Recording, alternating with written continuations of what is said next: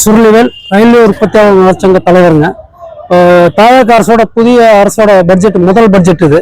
இதில் வந்துட்டு நாங்கள் எதிர்பார்த்தது என்னன்னா, நாங்கள் நிறைய கேட்டிருந்தோம். நாங்கள் கோரிக்கை கொடுத்துருந்தது என்னன்னா, மின் கட்டணத்தில் நிலை கட்டணத்தை வந்து குறைக்கணும், பாதியாக குறைக்கணும்னு சொல்லி கேட்டிருந்தோம். சென்ற வாரம் முதலமைச்சரை போய் சந்திக்கும் போது கூட அவரும் என்ன சொன்னார், பரிசீலனை பண்ணுறதா சொன்னார். ஒரே ஒரு கோரிக்கை சொல்லுங்க, உடனே அதை பார்க்குறேன்னு சொன்னார். அது ஒரே கோரிக்கை நாங்கள் கேட்டிருந்தோம், நிலை கட்டணத்தை குறைக்கணும்னு. குறைக்கிறதா எதிர்பார்த்துட்டு இருந்தோம். ஆனால் அதில் இந்த பட்ஜெட்டில் அந்த அறிவிப்பு வரல.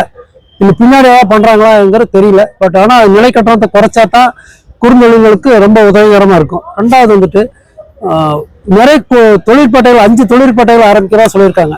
அது வந்து சிப்காட் மூலமாக ஆரம்பிக்கிறதா சொல்லியிருக்காங்க. அந்த 5 தொழிற்பேட்டைகள்லையும் குறுந்தொழில்களுக்குன்னு சலுகை விலையில் கொடுக்கணும்னு சொல்லி எதிர்பார்க்கிறோம். அதுக்கான அறிவிப்பும் பின்னாடி வரும். ஏன்னா புதிய தொழிற்கொள்கைன்னு கொடுக்கறதா சொல்லியிருக்காங்க. அதில் வந்து தொழிற்கொள்கைகளில் குறுந்தொழில்களுக்குன்னு தனியாக கொள்கை வைக்கணும். அந்த கொள்கையெல்லாம் வந்துட்டு எங்களெல்லாம் ஆலோசனை பண்ணி எங்கள்கிட்ட இருந்தாலும் கருத்து கேட்டு அதன்படி செஞ்சாங்கன்னா பெட்டராக இருக்கும். அதே மாதிரி நிறைய வந்துட்டு குறுந்தொழில்களுக்கு வட்டி மானியம் வந்து கொடுக்கணும்னு சொல்லி கேட்டிருக்கிறோம். டிக்கில் வந்துட்டு முதல்ல வந்து 12% வட்டி மானியம் கொடுத்துட்டு இருந்தாங்க.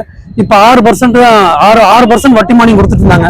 ஆனால் இப்போ அதை எடுத்துட்டு 12% வட்டியாக இருக்குது. அது பழையபடி 6% கொண்டு வரணும், வட்டி மானியம் கொடுக்கணும்னு சொல்லி கேட்டுக்கிறோம்.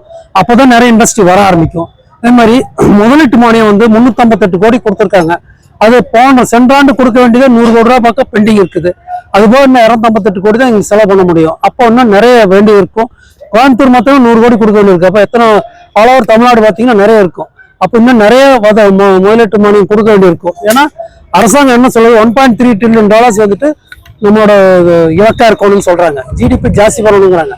அப்போ என்ன வேணும் அப்படின்னா, நிறைய தொழில்கள் வரணும்னா நிறைய முதலீட்டு மானியங்கள் கொடுக்கணும். 25% 30% கொடுத்தா கூட பரவாயில்ல.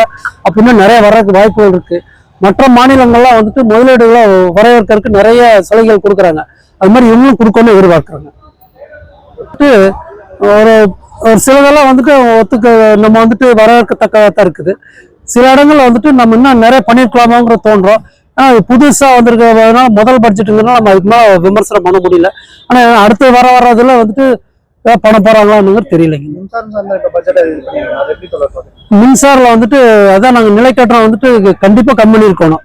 ஏன்னா அதனாலதான் நிறைய பேர் பாதிக்கப்பட்டு இருக்கிறோம். குறுந்தொழில்கள் வந்து நிறைய குறுந்தொழில் பாதிக்கப்பட்டு இருக்குதான்.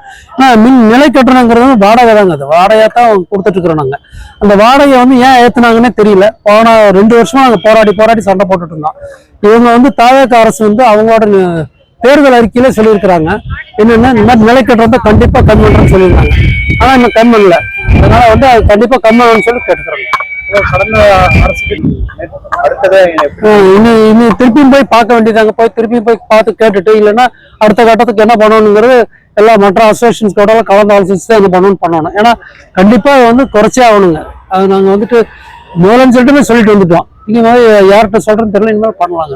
ஏற்படக்கூடிய பாதிப்புகள் வந்துட்டு குறுந்தொழில் வந்து கொஞ்சமா அழிஞ்சிட்டு வருதுங்க. ஏன்னா இப்ப வந்துட்டு நிலை கட்டணம் வந்து ரொம்ப கஷ்டங்க. ஒரு 10 SP வச்சிருக்கவங்களுக்கு 350 ரூபா கட்டிட்டு இருந்தவங்களுக்கு 1650 ரூபா கட்டுறான். அவன் வந்துட்டு எவ்வளவு சிரமமா இருக்குங்கிறது அவங்களுக்கு தெரியாது. ஏன்னா இப்ப ஜாப் ஆர்டர்லாம் ரொம்ப கம்மியாயிட்டே வருது. அவங்களாம் ரொம்ப சிரமப்படுவாங்க.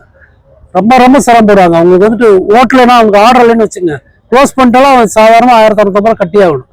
ஓட்டுனா பரவாயில்ல. நாங்க என்ன சொல்றோம், நீங்க மின் கட்டணத்துல யூனிட் சார்ஜஸ்ல ஆட் பண்ணா தப்பே இல்லை. நாங்க கட்ட தயாரா இருக்கிறோம்.